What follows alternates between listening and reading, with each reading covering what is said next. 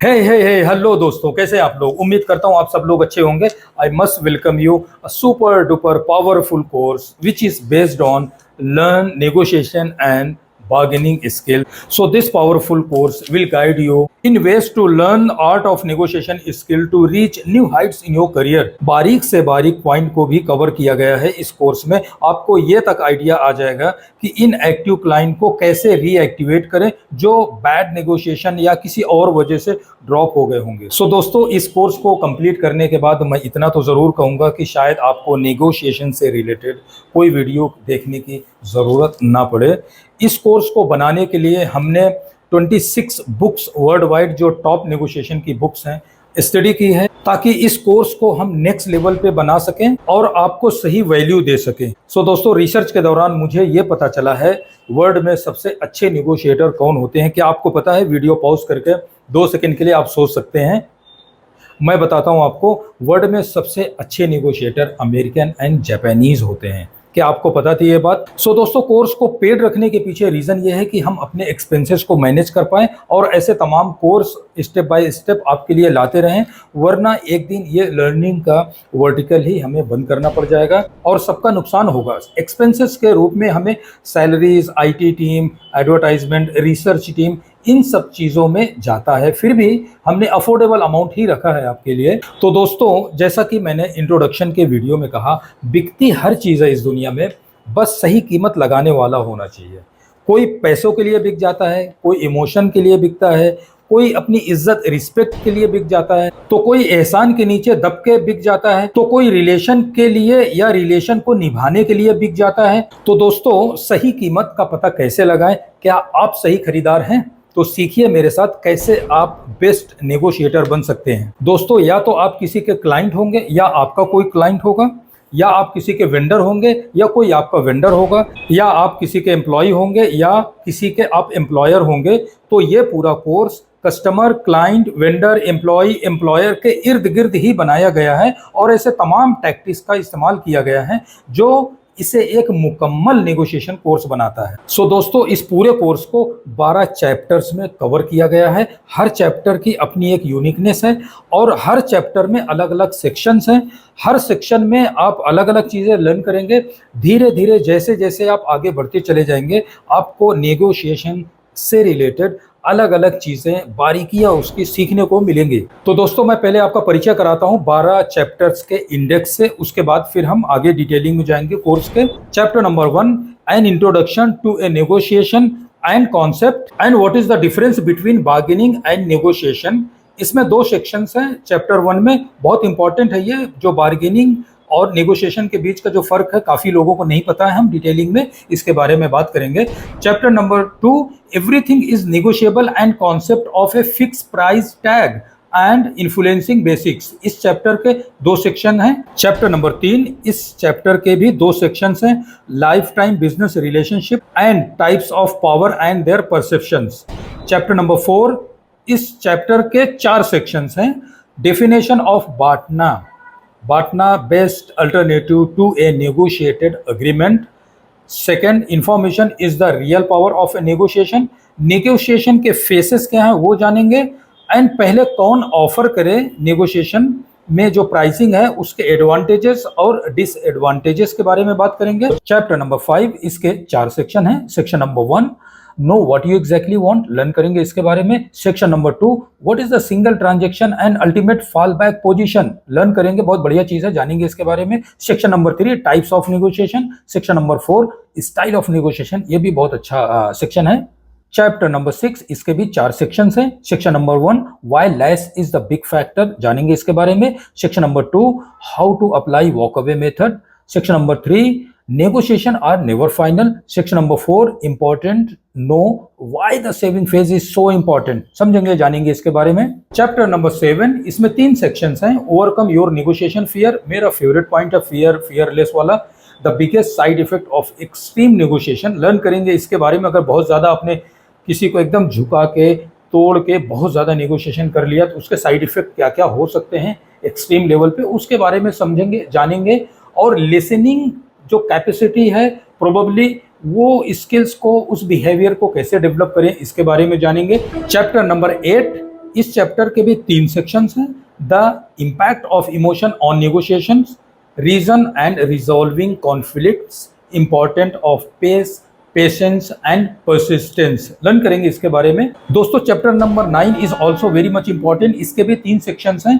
Salary negotiation कैसे करें, experience candidate हो या फ्रेशर हो, अपने एम्प्लॉयर से कैसे करें, और एम्प्लॉयर कैसे नेगोशिएट करें फ्रेशर या एक्सपीरियंस कैंडिडेट से। और साथ में लास्ट सेक्शन तीसरे नंबर, नोटिस पीरियड। बहुत सारे लोग सफ़र करते हैं नोटिस पीरियड से, काफ़ी लोग खुश नहीं होते हैं। नोटिस पीरियड का नेगोशिएशन कैसे करें, इसके बारे में इन डेप्थ हम जानेंगे, लर्न करेंगे। चैप्टर नंबर 10, इस चैप्टर में 4 सेक्शंस हैं। 5 मोस्ट डिफिकल्ट नेगोशिएशन की जो टैक्टिक्स होती हैं उसके बारे में लर्न करेंगे। रिस्क ऑफ लॉसेस के बारे में जानेंगे।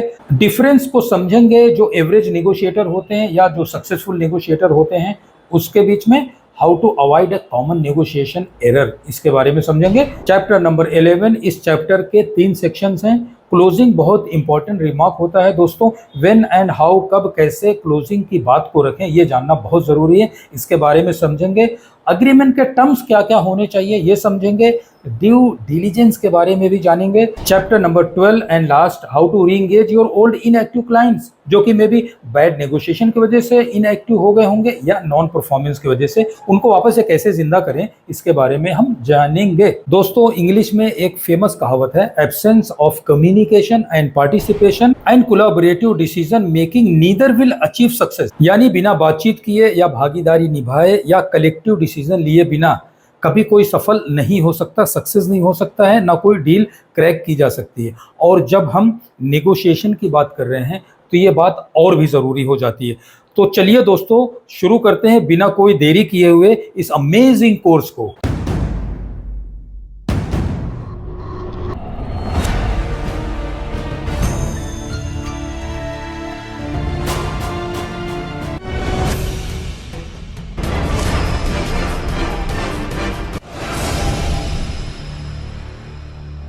तो दोस्तों पहले शुरू करेंगे जो हमारे इंडेक्स का पहला चैप्टर है, डेफिनेशन क्या है नेगोशिएशन की और क्या डिफरेंस है बिटवीन बार्गेनिंग एंड नेगोशिएशन।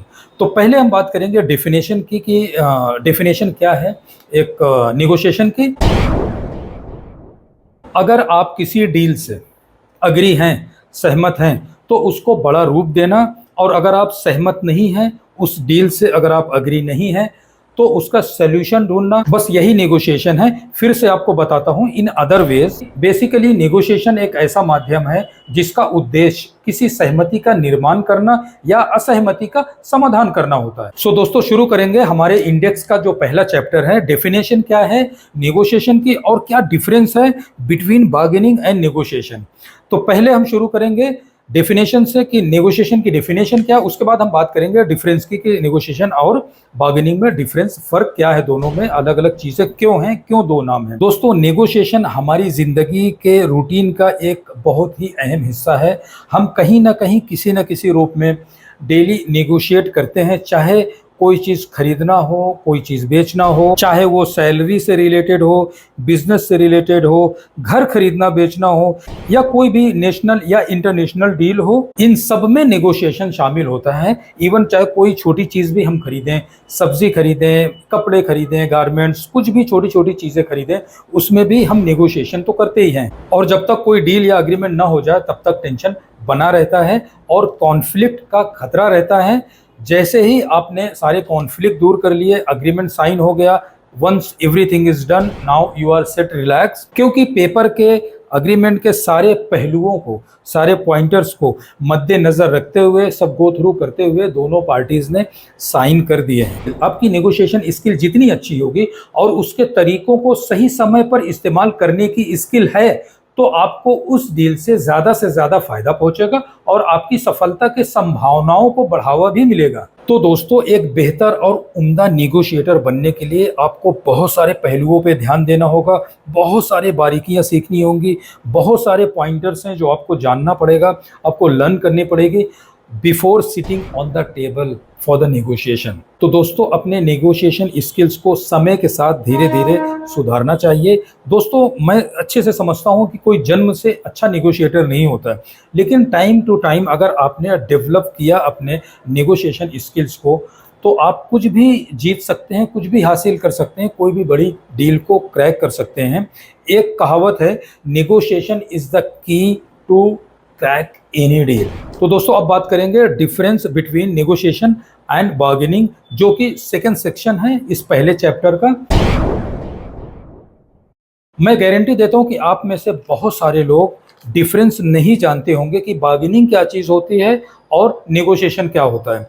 आप वीडियो को पॉज कीजिए और अभी सोचिए, टाइम ले लीजिए, 30 सेकंड का टाइम लीजिए, 10 सेकंड का, जितने टाइम के लिए आपको पॉज करके सोचना है आप सोचिए और मुझे बताइए। मैं आपको बताता हूं बहुत ही सरल भाषा में कि क्या डिफरेंस है दोनों में। दरअसल इसे लोग एक ही जैसा मानते हैं कि इन दोनों में कोई डिफरेंस नहीं है, बार्गेनिंग और नेगोशिएशन एक ही चीज़ है। मैं आपको एग्जाम्पल्स के साथ बताता हूं। दरअसल इसे आप ऐसे समझिए कि बाप और बेटे का रिश्ता, बाप है नेगोशिएशन, बेटा है बार्गेनिंग।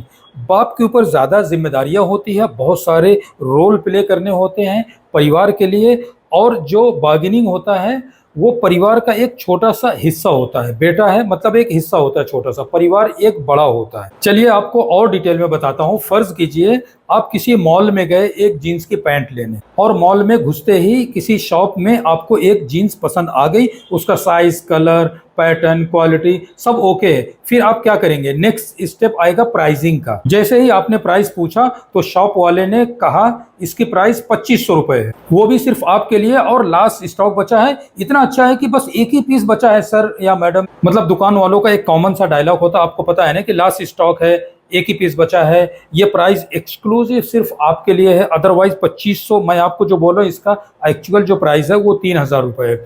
तो मुमकिन है कि दुकान वाले की ये पूरी स्टोरी सुन के आप भी कुछ ना कुछ तो बोलेंगे उसे कि भैया लॉकडाउन अभी ख़त्म हुआ है, बजट नहीं हमारा, अभी तो हमारे ऊपर कर्ज बहुत है, तो आप एक काम कीजिए, इसे आप 1500 में दे दीजिए। तो फिर से दुकान वाला बोलेगा नहीं मैडम या सर कि मेरा भी स्टाफ है, उनका कॉस्ट है, मेंटेनेंस है, ये है वो है, जितनी भी चीज़ें हैं, दुकान वाला आपको वापस से गिनाएगा कि ठीक है एक काम करते हैं, यहाँ पे मैं थोड़ा सा स्कोप और दे देता हूँ क्योंकि आप मुझे जेन्युइन बायर लग रहे हो, तो मैं आपको इसे 2200 में दूंगा, यानी 2200 रुपये में मैं आपको दे दूंगा। तो जाहिर सी बात है फिर से आप उससे कहेंगे कि नहीं भैया हमारा इतना बजट नहीं है, चलिए एक काम करते हैं कि आप इसे 1500 में नहीं, तो आप एक काम कीजिए इसे 1800 में दे दीजिए। आपने दूसरी अपनी कोई मजबूरियाँ गिना दी, फिर दुकान वाले के ऊपर आपने डाल दिया कि आप 1800 में दे दीजिए, जबकि एक्चुअल प्राइस उसने आपको लास्ट प्राइस दिया 2200 का। तो अब दुकान वाला वापस से आपको बोलेगा कि ठीक है सर या मैडम एक काम कीजिए, ना मेरी ना आपकी, 200 आप इंक्रीज कीजिए, 200 रुपये मैं डिक्रीज करता हूँ, मैं नीचे आता हूँ, और 2000 में डील को फाइनल करते हैं, डील को नक्की करते हैं, पक्की करते हैं। अब आप इसे समझिए कि 2500 की जो डील थी वो 2000 में हुई, खरीदने वाले ने 1500 रुपये से शुरू किया और बेचने वाले ने 2500 रुपये से शुरू किया, ये कहकर कि एक्चुअल प्राइस इसकी 3000 रुपये है। अब मेरा यहाँ पे आपसे सवाल ये है कि ये बार्गेनिंग है या निगोशिएशन है। वीडियो को पॉज कीजिए, फिर से सोचिए। तो इसे हम बार्गेनिंग कहेंगे। जब भी आप किसी कैश काउंटर पे जाएंगे कोई चीज़ खरीदने के लिए, दुकानदार चाहेगा कि मैं ये जो मेरा कस्टमर इसको ज़्यादा से ज़्यादा प्राइस में मैं सेल कर दूं, और वहीं पे खरीदने वाला चाहेगा कि मैं कम से कम प्राइस में इसे ले लूं। ये जो भाव ताव, ये जो खींचातान होती है, इसे ही हम बार्गेनिंग कहते हैं। मतलब आप समझे ना, कोई भी कैश परचेज जब आप करते हैं, चाहे वो सब्जी भाजी हो, कपड़े की दुकान हो, ग्रोसरी हो, कोई भी चीज़ आप खरीदने जाते हैं, जो भाव होता है, जो फाइनल होता है, वहाँ पे आप उसको बार्गेनिंग कहेंगे। अब सवाल इस बात का है कि अब नेगोशिएशन क्या है। नेगोशिएशन वो चीज़ है जहाँ पे अलग तरीके की टर्म्स एंड कंडीशन शामिल होती हैं, जो अदर टर्म कंडीशन होती हैं वो इसमें आती हैं नेगोशिएशन में। सो बेसिकली बार्गेनिंग नेगोशिएशन का एक छोटा सा पार्ट है, छोटा सा हिस्सा है। नेगोशिएशन एक बड़ा कॉन्सेप्ट है, एक वाइडर कॉन्सेप्ट है, जिसका एक मामूली सा हिस्सा होता है बार्गेनिंग। तो आई एम श्योर अब आप समझ गए होंगे कि नेगोशिएशन के अंदर बार्गेनिंग होती है, और बार्गेनिंग में सिर्फ प्राइस का डिस्कशन होता है, और जहाँ पे कॉन्ट्रैक्ट या अग्रीमेंट की बात आएगी उसे हम नेगोशिएशन कहते हैं। नेगोशिएशन में अदर बहुत सारी, जैसे मैंने कहा कि अदर बहुत सारी टर्म कंडीशन आती हैं, जिसमें कॉन्ट्रैक्ट का duration, dispute resolution, documentation, general term condition, उसकी एंट्री एग्जिट वगैरह जितने भी option negotiation and many more, तो उसे हम कंप्लीट नेगोशिएशन कहते हैं। तो दोस्तों चलिए इसका भी मैं एक एग्जांपल आपको देता हूं जिससे आप 100% रिलेट कर जाएंगे और कॉन्सेप्ट और भी एकदम क्लियर हो जाएगा। मान लीजिए कोई घर आप रेंट पे लेने जा रहे हैं, पहले तो आप बार्गेनिंग करेंगे, रेंट को ऊपर नीचे करके रेंट एक फिक्स करेंगे, सिक्योरिटी डिपॉजिट की बात होगी। बार्गेनिंग करने के बाद जो भी मंथली रेंट फिक्स होगा उसे हम बार्गेनिंग कहेंगे। अब बारी आएगी नेगोशिएशन की। आप शिफ्टिंग से पहले चाहेंगे कि अदर टर्म कंडीशंस जो हैं उनका भी डिस्कशन कर लिया जाए, जैसे रेंट कितना परसेंट ईयरली बढ़ेगा जो कि अग्रीमेंट में मेंशन करना होगा, सिक्योरिटी डिपॉजिट का मेंशन करना होगा, उसके आपने चेक के थ्रू किया, कैश के थ्रू पेमेंट किया, वो मेंशन करना होगा। शिफ्टिंग से पहले अग्रीमेंट का ड्यूरेशन क्या होगा, घर में पेंट करवा के कौन देगा, ऑनर देगा या आपको कराना पड़ेगा, अगर इंडियन टॉयलेट की जगह WC है तो ऑनर करवा के देगा या आप देंगे, मेंटेनेंस बिल कौन भरेगा और कितना भरेगा, लाइट बिल वगैरह कौन भरेगा, पानी का अगर कोई बिल वगैरह है वो कौन भरेगा, कोई घर पे डैमेज हुआ कौन जिम्मेदार होगा। तो इस तरह की तमाम टर्म कंडीशंस होती हैं जो म्यूचुअली अग्री करके अग्रीमेंट में मेंशन कर दिया जाता है।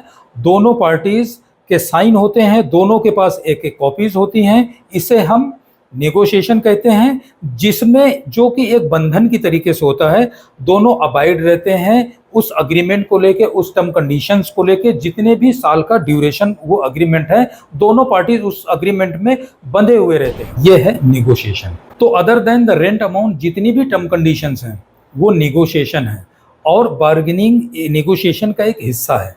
तो कॉन्सेप्ट नाउ आई थिंक एकदम क्लियर हो गया है। प्राइस डिस्कशन को हम बार्गेनिंग कहते हैं। उसके अलावा जो टर्म कंडीशंस होती हैं, जो मेंशन होती हैं, जिनका पेपर बनता है, अग्रीमेंट बनता है, उसको हम नेगोशिएशन कहते हैं और नेगोशिएशन के अंदर ही बार्गेनिंग आ चुकी है। So the conclusion, bargaining is only related to the price and negotiation plus bargaining. So दोस्तों, see you in the next chapter number 2। Thanks for watching.